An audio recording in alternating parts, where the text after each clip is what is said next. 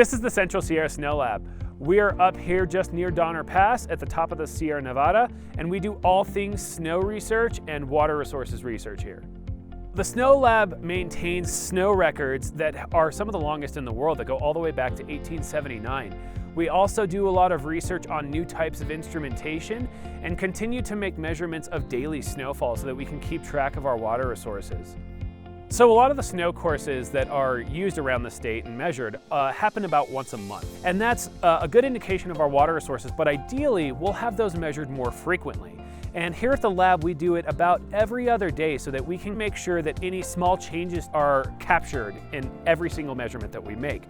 And so that's a similar concept to what we look at with these field stations that are continually measuring on their own. The more data that we have that can tell us about the atmospheric conditions or the conditions of the snowpack really benefits our ability to model and keep track of the water that we're going to see coming from that snow. One of the greatest benefits of the Snow Lab here is that we have the ability to test all sorts of new equipment and instrumentation at the drop of a hat. We can put this stuff out in our testing site that will give us the ability to keep track of it and see how well it performs and make sure that we're using the best technology possible to measure the snowpack in the atmosphere. Our main focus in the Statewide Monitoring Network unit is really focused on instrumentation and data for climate sensors.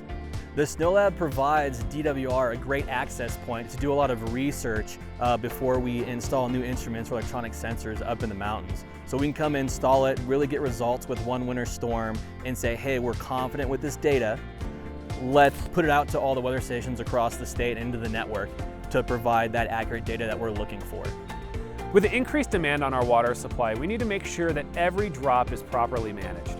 So the work that we're doing here on new instrumentation and modeling practices will definitely help us better manage those water resources so that we can better plan for the future.